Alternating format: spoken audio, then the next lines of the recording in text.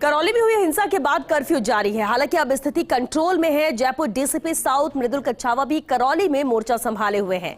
कच्छावा का कहना है कि उनके मुताबिक करौली गंगा जमुनी तहजीब के लिए जानी जाती है और ऐसे में जल्द ही इस स्थिति पर पूर्णतया कंट्रोल पा लिया जाएगा।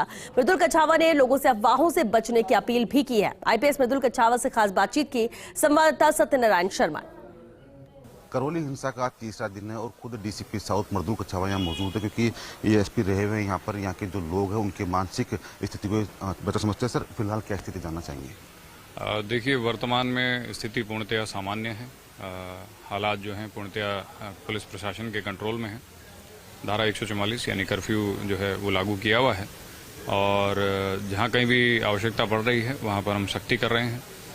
संपूर्ण क्षेत्र में, चाहे वो पुराना शहर हो या बाहरी क्षेत्र हो, वहाँ पर लगातार पुलिस की गश्त गाड़ियों से और मोटरसाइकिल से लगातार जारी है। सर, अभी तक कितने व्यक्ति गिरफ्तार हो चुके हैं इस पूरे प्रकरण में? देखिए, प्रकरण में जो मुकदमा जो दर्ज हुआ है उसमें लगभग 15 से 20 व्यक्ति जो हैं वो गिरफ्तार किए जा चुके हैं। इसके अलावा कुछ अन्य व्यक्ति जो कि कर्फ्यू की पालना नहीं कर रहे थे, उन्हें धारा 151 के अंतर्गत जो है वो गिरफ्तार किया गया था और आज भी हम लगातार विजिलेंट हैं। कर्फ्यू की पालना जो है पूर्णतः सुनिश्चित करवाएंगे। सर, लगातार 2 दिन से बैठक चल रही है, दोनों पक्षों को समझाई जा रही है। कल ही बैठक हुई थी, आज से दोबारा बैठक होगी इस बारे में? आज शाम को एक और बैठक जो है शांति समिति की वो रखी गई है और निश्चित तौर पर देखिए, करौली शहर जो है वो अपने आप में गंगा जमुनी तहजीब का एक बेहतरीन उदाहरण है। लोगों में आपसी सद्भावना और सद्भाव एक दूसरे के प्रति सदैव से रहा है और निश्चित तौर पर जो है प्रशासन, पुलिस के तथा आमजन के सभी के प्रयासों से वो सद्भाव पुनः स्थापित होगा। तो क्या कुछ लोगों से अपील करना चाहेंगे करौली में? आमजन से आपकी मार्फत मैं यही अपील करना चाहूँगा कि जो करौली की एक छवि है, एक शांत शहर की, एक सद्भावना पूर्वक शहर की, उस छवि को बरकरार रखें।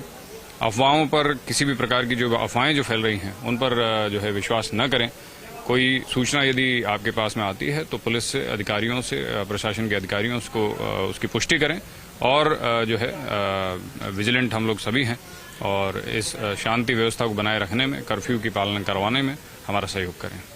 ये थे डीसीपी साउथ मृदुल कच्छावा, लेकिन इनको सुपर कोप भी कहा जाता है क्योंकि ये यहाँ पर रहे हुए हैं और इसलिए इसको जयपुर से यहाँ पर भेजा गया है। फिलहाल इनका कहना है कि स्थिति तनावपूर्ण है लेकिन नियंत्रण में है और हो सकता है कि आज रात को जब अधिकारियों की बैठक होगी उसके बाद में करौली के लिए कुछ नया फैसला किया जाए। हो सकता है कर्फ्यू में ढील दी जाए, लेकिन सचेत रहना है आपको। अफवाहों से, अफवाहों पर ध्यान नहीं दे और जो पुलिस आपको कह रही है वही रास्ता अपनाए, जिससे कि एक बार फिर से करौली के अंदर अमन चैन शांति पाल हो सके।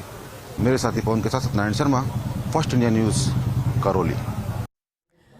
तो करौली में स्थिति को नियंत्रण में करने की पूरी कोशिश है, लेकिन जिस तरह से आगजनी की गई, जिस तरह की कल की घटना हुई है, इसके बाद पुलिस जाब्ता बड़ी तादाद में यहां पर मौजूद है। हालांकि कर्फ्यू लगा है, लेकिन इसके बावजूद क्योंकि बोर्ड की परीक्षाएं हैं तो परीक्षार्थियों को यहां पर छूट दी गई है आवागमन के लिए, ताकि वो अपनी परीक्षाएं दे सके। इसके अलावा जो सरकारी कार्मिक हैं उन्हें भी यहाँ पर छूट दी गई है। आईडी कार्ड दिखाकर वो कार्यालय जा सकते हैं, लेकिन इसके अलावा पूरी तरह से करौली बंद है। कर्फ्यू यहाँ पर लगा है और बड़ा जाब्ता पुलिस का तैनात है करौली में। छावनी में करौली तब्दील हो चुका है और सिर्फ इसलिए ताकि किस तरह की अब अप्रिय कोई घटना ना हो, शांति वापस कायम हो सके करौली में कल की इस घटना के बाद। लेकिन बार बार यही कहा जा रहा है कि जो लोग हैं वो अफवाहों से बचे, अफवाहों में ना आए, क्योंकि करौली गंगा जमुनी तहजीब का एक उदाहरण हमेशा से रहा है और ऐसे में यहाँ की शांति भंग करने की जो कुछ लोगों की कोशिश है उसे कामयाब ना होने दे। और चलिए, करौली से संवाददाता मनोज जैन हमारे साथ जुड़ गए। मनोज, कर्फ्यू लगा है करौली में, स्थितियां सामान्य होने में अभी वक्त लगेगा, लेकिन कर्फ्यू के बीच किस तरह से परीक्षा के लिए विद्यार्थियों को छूट दी गई है, क्या व्यवस्थाएं और की गई हैं? जी बिल्कुल, मैं बताना चाहूंगा। आज 12वीं कक्षा की परीक्षा थी भूगोल विषय की। सुबह 9 बजे से परीक्षा आरंभ हुई और 12 बजे परीक्षा समाप्त हो गई थी। कल जिला प्रशासन ने आदेश जारी किए थे कि जो परीक्षार्थी हैं वो प्रवेश पत्र के आधार पर परीक्षा केंद्रों तक आ जा सकेंगे, लेकिन व्यवहारिक तौर पर इनके सामने जो परेशानी हुई वो ये हुई, पुलिस की काफी सख्ती नजर आई। ऑटो टेम्पो चल नहीं रहे थे, तो जिस कारण परीक्षा केंद्र जिनके घरों से दूर थे उनको पैदल जाना पड़ा। इसके अलावा जो बच्चे बाइक से उनके अभिभावक छोड़ने जा रहे थे उनकी बाइकें भी रोक दी गई। तो इस कारण कई परीक्षार्थी ऐसे रहे जो परीक्षा केंद्रों पर देर से पहुंच सके। इसके अलावा पैदल जाने में और एक कर्फ्यू का जो मानसिक तनाव होता है वो भी परीक्षार्थियों के सिर पर बोझ बनकर रहा। हालांकि परीक्षा देने परीक्षार्थी पहुंचे और परीक्षा भी उनकी हुई, लेकिन कहीं ना कहीं कर्फ्यू ने उनको प्रभावित किया। इसके अलावा शहर भर में पुलिस जाब्ता तैनात है और आज कुछ सख्ती भी की जा रही है। शहर में बिना पास के किसी को प्रवेश नहीं दिया जा रहा। पुलिस जगह जगह तैनात है और पुलिस के आला अधिकारी करौली में रहकर नजर रखे हुए हैं।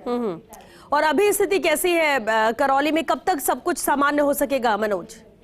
जी, सभी ये दुआ कर रहे हैं कि जल्द से जल्द सामान्य स्थिति हो, लेकिन पुलिस अधिकारियों का, प्रशासनिक अधिकारियों का अभी मानना है कि वो वेट एंड वॉच की स्थिति में है। शाम को पुनः एक बार मीटिंग होगी।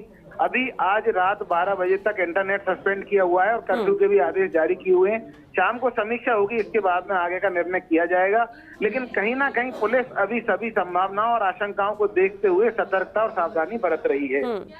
चलिए, शुक्रिया मनोज आपका इस पूरी जानकारी के लिए। तो रात 12 बजे तक इंटरनेट सेवाओं को यहाँ पर बंद रखा गया। हालांकि शाम को एक बार फिर से समीक्षा होगी स्थिति को लेकर, उसके बाद आगे क्या फैसला लिया जाता है वो भी सबके सामने